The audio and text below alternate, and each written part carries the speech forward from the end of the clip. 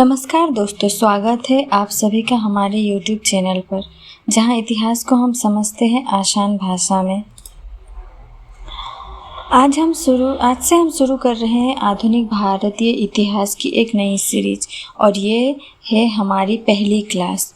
अगर आप UPSC, PSC, UGC net, railway, bank या किसी भी प्रतियोगी परीक्षा के लिए तैयार कर रहे हैं तो ये सीरीज आपके लिए बेहद फ़ायदेमंद होगा।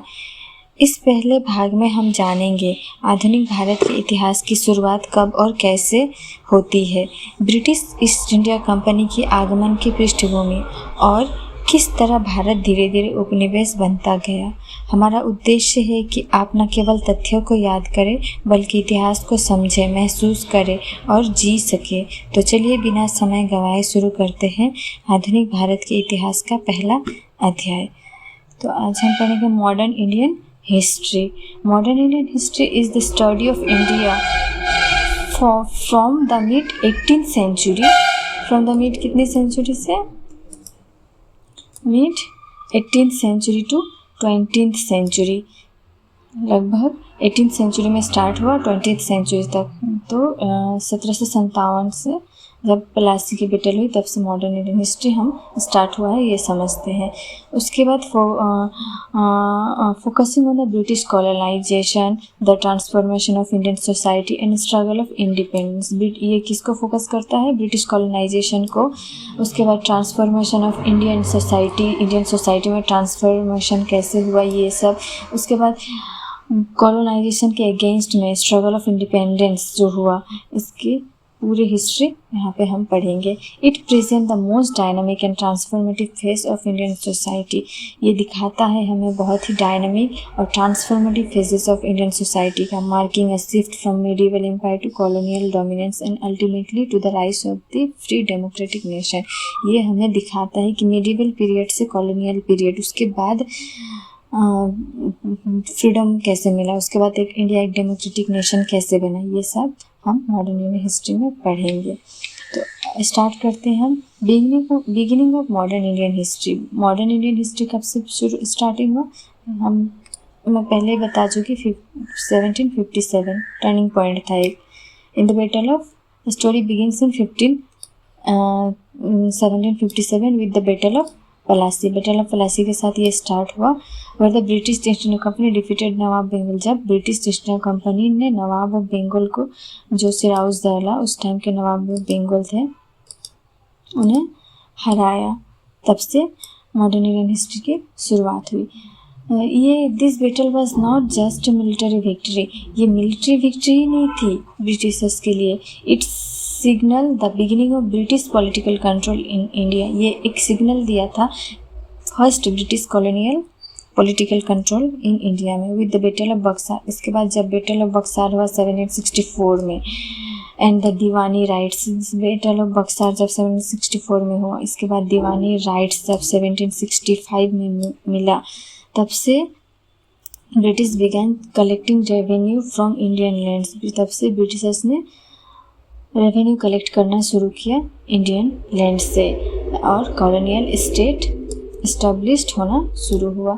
The Mughal empire was crumbling and India's regional kingdom were weak and divided, making it easier for the British expand. Mughal empire तब तक बहुत ही कमज़ोर पड़ चुका था, टूटने की कगार पर था, और जो रीजनल किंगडम्स जो थे वो भी बहुत ही कमज़ोर हो चुके थे और बहुत से भागों में डिवाइड हो चुके थे। इसलिए ब्रिटिशर्स को अपने कॉलोनी एस्टेब्लिश करने में कोई प्रॉब्लम नहीं हुआ। Sources of modern Indian history. आज हम पढ़ेंगे मॉडर्न इंडियन हिस्ट्री के सोर्सेस, कहाँ कहाँ से मिलते हैं सोर्सेस। मॉडर्न इंडियन हिस्ट्री के जो तथ्य, जो एविडेंस हमें कहाँ कहाँ से मिलते हैं, इसके बारे में। Source of modern Indian history. The history of modern India from roughly 1757 to 1947 is reconstructed from a wide variety of written। बहुत ही reconstruction wide variety of return में मिलता है, जैसे रिटर्न एविडेंस भी मिलते हैं, जैसे ओरल मिलते हैं, oral evidence, visual and material source भी बहुत से मिलते हैं। This sources help historian to understand not just political event but also economic trend. ये सारे जो सोर्स मिल रहे हैं, इससे जस्ट हमें पॉलिटिकल इवेंट्स के बारे में पता नहीं चल रहा है, इसके अलावा हमें इकोनॉमिक जो ट्रेंड था इकोनॉमिक ट्रेंड्स के बारे में पता चलता है। उस टाइम के सोशल स्ट्रक्चर्स के बारे में पता चलता है। कल्चरल चेंजेस के बारे में पता चलता है। And resistance movement during the British colonial period, और ब्रिटिश कॉलोनियल पीरियड में जो रेसिस्टेंस मूवमेंट हुआ था उसके बारे में हमें ये सब पता चलता है। तो अभी हम देखेंगे ऑफिशियल रिकॉर्ड्स क्या क्या है मॉडर्न इंडियन हिस्ट्री के। जैसे कि national archive of India New Delhi में जो नेशनल आर्काइव्स ऑफ इंडिया है, वहाँ पे बहुत से मोस्ट ऑफ द रिकॉर्ड्स वहाँ पे स्टोर हैं mid to 18th century to present, 18th century से लेके अभी तक के। उसके बाद एट फर्स्ट हमने क्या देखा, National Archives of India New Delhi में जो। उसके बाद पब्लिक डिपार्टमेंट रिकॉर्ड्स कवर, जैसे रेगुलेटिंग एक्ट 1757, 1773 के रेगुलेटिंग एक्ट के source, rights of centralise administration के जो सोर्स है, सेंट्रलाइज एडमिनिस्ट्रेशन के लिए ब्रिटिश ने क्या क्या, इसके ये सब सोर्स पता चलता है। इवोल्यूशन ऑफ कंपनी का एवोल्यूशन कैसे हुआ, इसके बारे में हमें पता चलता है। उसके बाद 1857 के रिकॉर्ड्स कहाँ पे मिलते हैं, फॉर्मेशन ऑफ सिविल सर्विस कैसे हुआ, ये इसके बारे में पता चलता है। स्टार्ट लोकल सेल्फ गवर्नमेंट की स्टार्टिंग कैसे हुआ,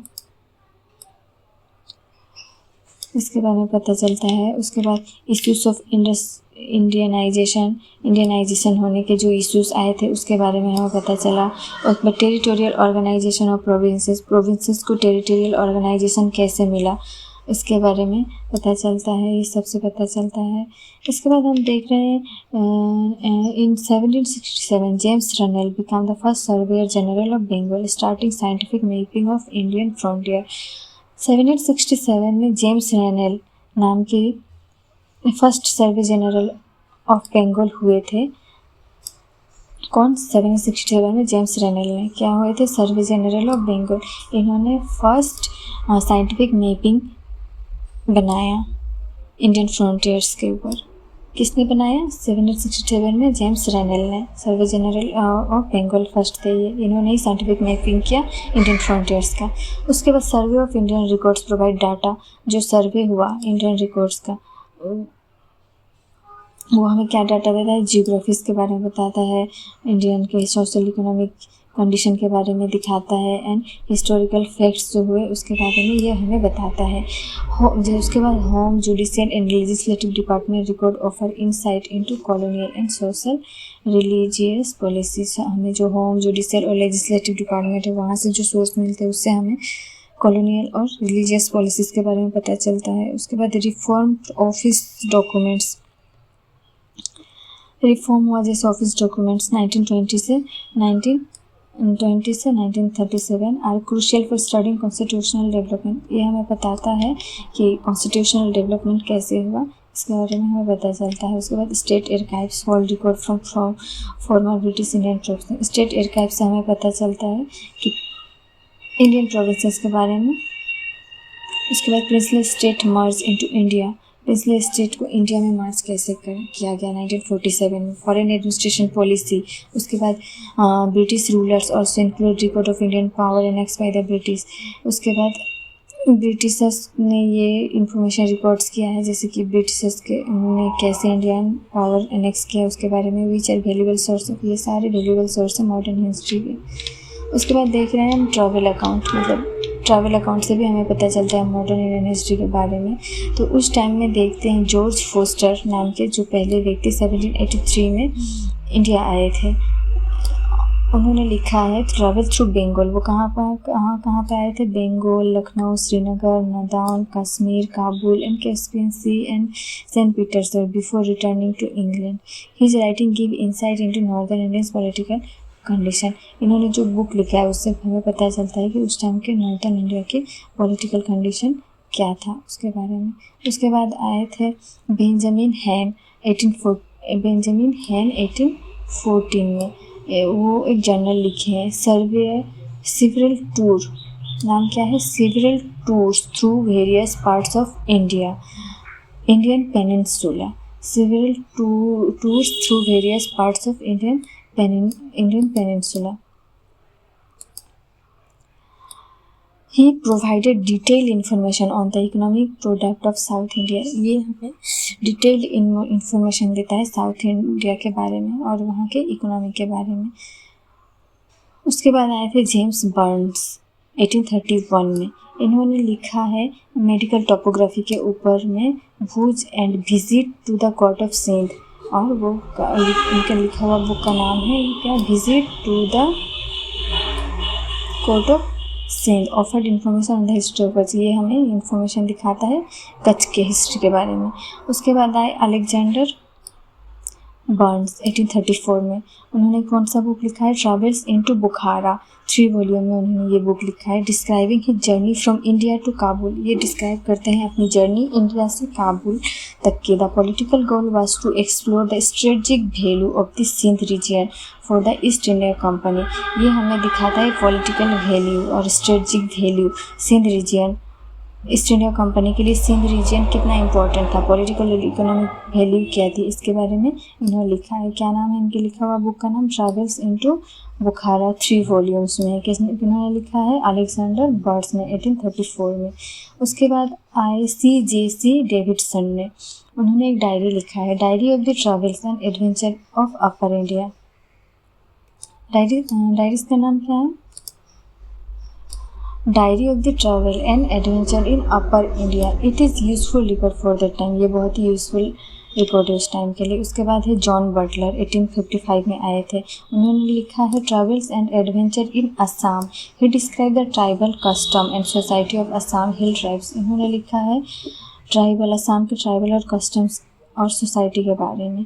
उसके बाद आए थे W.H. स्लीमैन। उन्होंने लिखा है journey through the kingdom of Awadh, journey through the kingdom of Awadh. He highlighted the political and economic condition of Awadh. इन्होंने हाईलाइट किया है कौन क्या, पॉलिटिकल और इकोनॉमिक कंडीशन अवध के ऊपर। अगर और भी बहुत सारे यूरोपियन ट्रैवल्स आए थे, जैसे कि non British European traveller also wrote fascinating travel including non Britishers थे, जैसे कि विक्टर जैकमॉन्ट। उसके बाद जैसे कि Victor Jacquemont, captain Leopold von, और कि जैसे कि Victor Jacquemont, captain Leopold von, Orlich, baron Charles, ये लोग नॉन ब्रिटिशर्स थे। John Martin Honigberger, William Moorcroft, George Trebeck, ये लोग आए थे जो नॉन ब्रिटिशर्स थे। इन्होंने भी बहुत सारी इन्फॉर्मेशन दिया है, इनके लिखे हुए भी बहुत से सोर्स मिला है, उसके हमें मॉडर्न इंडियन हिस्ट्री के बारे में पता चलता है। Their writings offer valuable perspective on Indian society. इनके लिखे हुए इंडियन सोसाइटी, पॉलिटिकल और इकोनॉमी के बारे में अच्छा इन्फॉर्मेशन हमें मिलता है ड्यूरिंग 18th और 19th सेंचुरीज में। उसके बाद देखते हैं newspaper and magazines in modern Indian history. Newspaper और मैगजीन्स भी बहुत इंपॉर्टेंट सोर्स से मॉडर्न इंडियन हिस्ट्री के बारे में जानने के लिए। इन द 19th और 20th सेंचुरी में newspapers and magazines published in both English and various Indian languages में become vital and authentic source of constructing modern Indian history. Some paper existed even before 1780 century. In 19th और 20th century में बहुत से newspaper और magazine publish हुआ, जो कि बहुत से इंग्लिश लैंग्वेज में, बहुत से इंडियन रीजनल लैंग्वेज में भी पब्लिश हुआ था। ये सारे जो न्यूज़पेपर मैगज़ीन से इससे हमें मॉडर्न हिस्ट्री के बारे में पता चलता है। इवन कुछ तो ऐसे पेपर थे जो 1780s के बाद में ही पब्लिश होना शुरू हो गए थे। तो जो first newspaper in India was Bengal gazette और कैलकाटा जनरल एडवर्टाइजर। तो फर्स्ट न्यूज़पेपर है इंडिया का कौन सा, बेंगल गेजेट और कैलकाटा जनरल एडवर्टाइजर। कब स्टार्ट हुआ था, started by James Augustus Hickey in 1780। Start हुआ था किसके टाइम में, जेम्स ऑगस्टस हिक्की ने ये न्यूज़पेपर पब्लिश किया था, शुरू किया था 1780 में। इसके बाद इसको मतलब ये बेंगल गेजेट और कैलकाटा जनरल एडवर्टाइजर को देखने के बाद में बहुत सारे और भी न्यूज़पेपर आए, जैसे कि द कैलकाटा गेजेट 1784 में, जैसे कि द कैलकाटा गेजेट 1784 में। उसके बाद द बेंगल जर्नल 1785 में। उसके बाद द ओरिएंटल मैगज़ीन और कैलकाटा अम्यूज़मेंट 1785 में। उसके बाद द कैलकाटा क्रॉनिकल आया था 1786 में। उसके बाद आया था the Madras the Madras courier 1788 में, उसके बाद द बॉम्बे हेराल्ड 1789 में। कौन कौन सा आया था बंगाल गेजेट के बाद में? द कैलकाटा गेजेट 1784 में, द बंगाल जर्नल 1785 में, द ओरिएंटल मैगजीन और कैलकाटा अम्यूजमेंट 1785 में, द कैलकाटा क्रॉनिकल 1786 में, द मद्रास कुरियर 1788 में और द बॉम्बे हेराल्ड 1789 में। उसके बाद क्यू newspaper. The press act 1835 encourage the growth of newspaper. जब प्रेस एक्ट पास हुआ 1835 में, इसके क्या हुआ? न्यूज़पेपर्स ग्रोथ में इंकरेजमेंट हुआ। From the late 19th century several impactful newspaper emerge led by fearless editors. 19th century में बहुत से न्यूज़पेपर पब्लिश हुआ और जो पब्लिशर्स थे वो बहुत ही फियरलेस थे और उन्हें सोच ले सकते हैं कि वो फ्रीडम फाइटर्स भी थे एक तरह के, जैसे कि द हिंदू, स्वदेश मित्रम, जी सुब्रमण्यम अय्यर जिन्होंने द हिंदू और स्वदेश मित्रम पब्लिश किया, जी सुब्रमण्यम अय्यर जी ने। उसके बाद केसरी और मराठा किन्होंने पब्लिश किया? केसरी और मराठा बाल गंगाधर तिलक ने।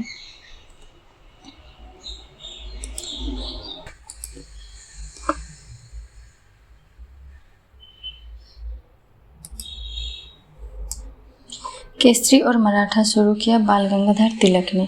उसके बाद बंगाली स्टार्ट किया किन्होंने? सुरेंद्रनाथ बनर्जी ने।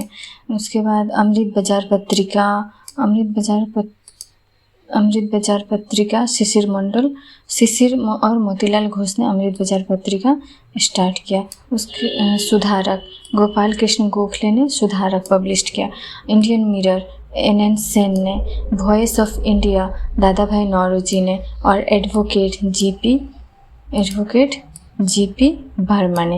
ये सारे न्यूज़पेपर 1835 के बाद में पब्लिश होने लगा और हमें ये जान के आश्चर्य हुआ कि ये जो सारे पब्लिशर्स थे ये बहुत ही फियरलेस थे। ये ब्रिटिश गवर्नमेंट के अगेंस्ट में हमेशा लिखते रहते थे अपने पेपर्स में। The regional papers, other regional papers जैसे द ट्रिब्यून, हिंदू, जैसे अदर्स बहुत से न्यूज़पेपर्स थे जैसे रीजनल्स थे जैसे द ट्रिब्यून, इंदु प्रकाश, काल, गुजराती, सोम प्रकाश, भारत मिहिर, सधारणी, ये सारे रीजनल पेपर्स थे। यहाँ पे एक इन्फॉर्मेशन देना ज़रूरी है। 1/3 of the founders of the Indian National Congress in 1885 were journalist. Indian National Congress के जो फाउंडर थे 1885 में, वो उसके 1/3 ऑफ द फाउंडर्स क्या थे? इंडियन जर्नलिस्ट ही थे। 1/3 of the founders of the Indian National Congress 1835 were journalist ही थे। फॉरेन पब्लिकेशन, बहुत से न्यूज़पेपर फॉरेन में भी पब्लिश हुए थे। वो रिवोल्यूशनरियों के द्वारा पब्लिश हुआ था, जैसे कि इंडियन सोशोलॉजिस्ट श्यामजी कृष्ण वर्मा ने लंदन में किया। इंडियन सोशोलॉजिस्ट श्यामजी कृष्ण वर्मा जी ने लंदन में पब्लिश किया। वंदे मातरम मैडम भिकाजी कामा ने पेरिस में स्टार्ट किया। उसके बाद तलवार वीरेंद्रनाथ चट्टोपाध्याय ने बर्लिन में शुरू किया। गदर पार्टी द्वारा सैन फ्रांसिस्को में स्टार्ट हुआ था। और हिंदुस्तान तारकनाथ दास ने वैंकूवर में स्टार्ट किया था। This highlighted revolutionary and nationalist activities from outside India. ये हाईलाइट करता है रिवोल्यूशनरी और नेशनलिस्ट एक्टिविटीज़ आउटसाइड इंडिया के बाहर में कैसे हुआ था। ये सब हम लोग इन सारे पेपर्स से जान सकते हैं, या फिर इन सारे पेपर्स हमें दिखाते हैं कि मॉडर्न इंडियन हिस्ट्री में व इंडियन इंडिपेंडेंस हिस्ट्री में इन्होंने क्या योगदान दिया है इसके बारे में। इम्पॉर्टेंस ऑफ न्यूज़पेपर की इम्पॉर्टेंस क्या है? Newspaper shaped public opinion. Newspaper हमें क्या देता है? पब्लिक ओपिनियन दिखाता है, बोलता है। Influence people's views on political social matters. लोगों के व्यूज़ पॉलिटिकल और सोशल मैटर हैं। They capture nearly all aspect of Indian life under colonial rule. ये ऑलमोस्ट ऑल रूल ही कैप्चर करते हैं इंडियन लाइफ के बारे में, specially since 1870 and covered key events of freedom struggle. Is like freedom struggle के जो की इवेंट्स है ये सारे न्यूज़पेपर में पब्लिश होने लगे, स्पेशली 1920s के गांधी के लीडरशिप में जो हुआ था वो सारा न्यूज़पेपर में पब्लिश होने लगा।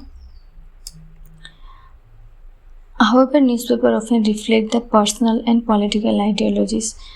कभी कभी न्यूज़पेपर क्या रिफ्लेक्ट करता है, पर्सनल और एंड पॉलिटिकल आइडियोलॉजी। जो पब्लिशर्स हैं वो लोग अपने अपने आइडियोलॉजीज़ को यहाँ पे रिफ्लेक्ट करने लगते हैं, न्यूज़पेपर में लिखने लगते हैं। Publisher were not always neutral. कभी कभी पब्लिश हमेशा एक न्यूट्रल में नहीं थे, अपना अपना व्यूज़, अपना अपना आइडियोलॉजीज वो पेपर में, अपने न्यूज़पेपर और मैगज़ीन में उतारते थे। उसके बाद short story.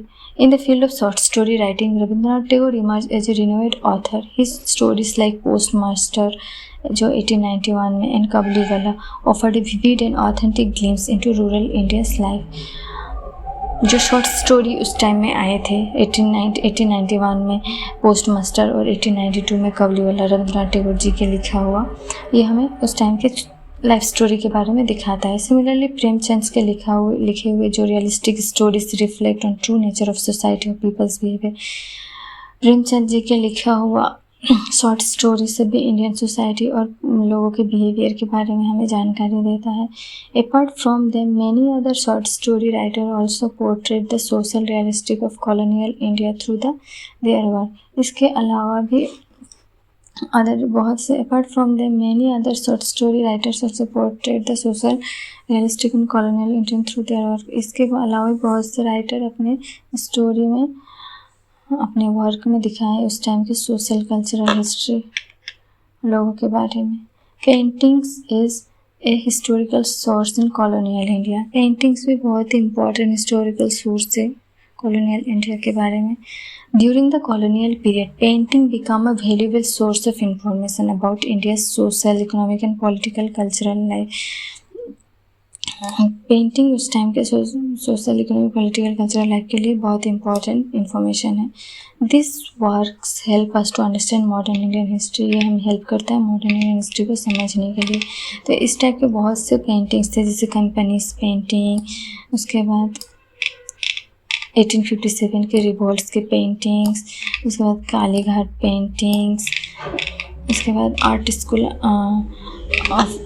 Of British rule के टाइम में जो आर्ट स्कूल है उसके बारे में, इन सबसे हमें बहुत सारे इंफॉर्मेशन मिलता है। तो अभी हम पढ़ेंगे कंपनीज पेंटिंग।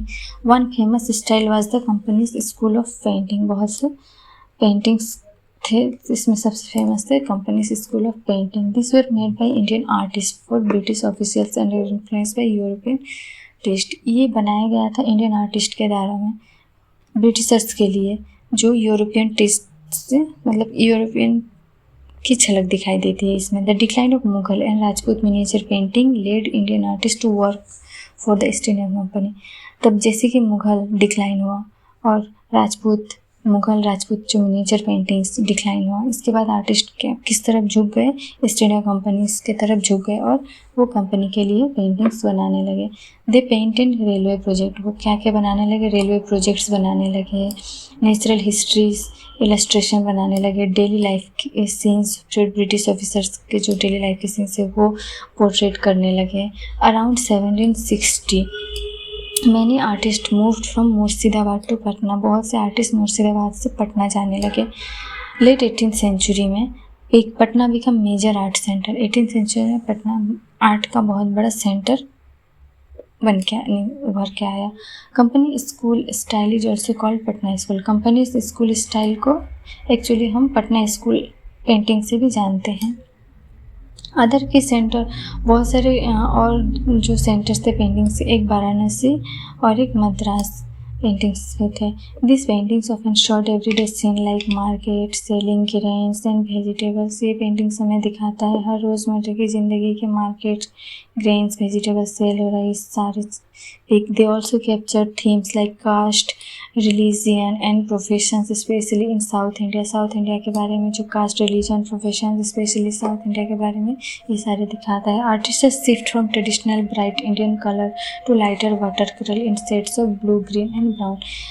इंडिया के जो ट्रेडिशनल ब्राइट इंडियन कलर्स जो थे वो किस में शिफ्ट होने लगे, लाइटर वाटर कलर में उनका शिफ्ट होने लगा और ब्लू ग्रीन ब्राउन में जाने लगे उन्हें।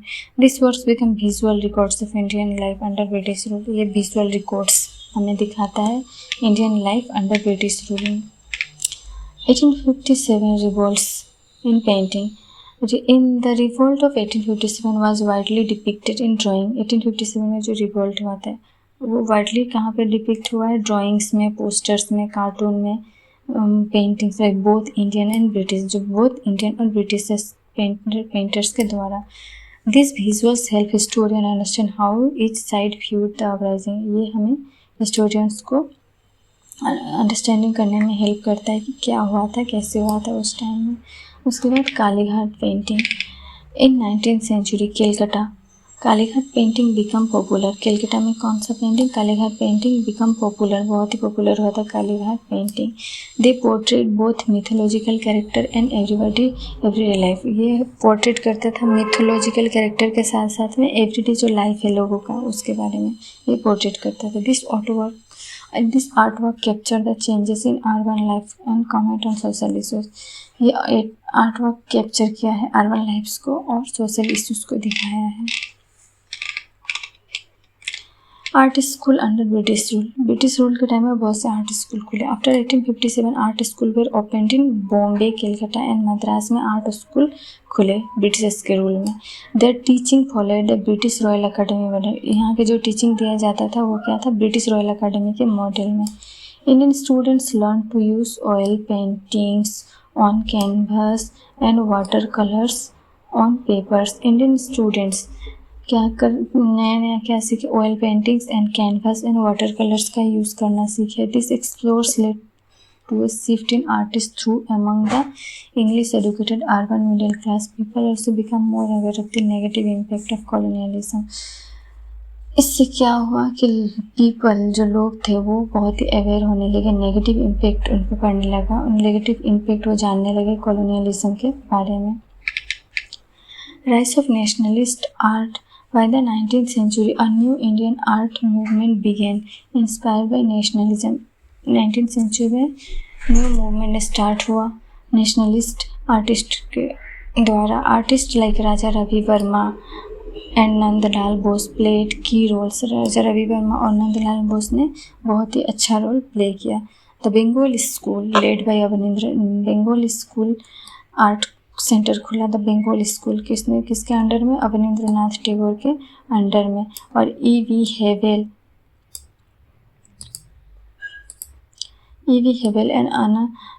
Havells and Anant Coomaraswamy revive Indian style and focus on cultural heritage and spirituality. The Bengal school of art Rabindranath Tagore के अंडर में खुला और इनके साथ थे ई.वी. हेवेल और आनंद कुमारस्वामी। इंडियन स्टाइल को इन्होंने रिवाइव किया, कल्चरल हेरिटेज और स्पिरिचुअलिटी में इसको दिखाया। This movement led the foundation for modern Indian art and provide rich material for art in history. ये मूवमेंट मॉडर्न इन हिस्ट्री की नींव रखा और बहुत ही रिच मटेरियल प्रोवाइड किया मॉडर्न इन हिस्ट्री के बारे में। आज के लिए इतना ही।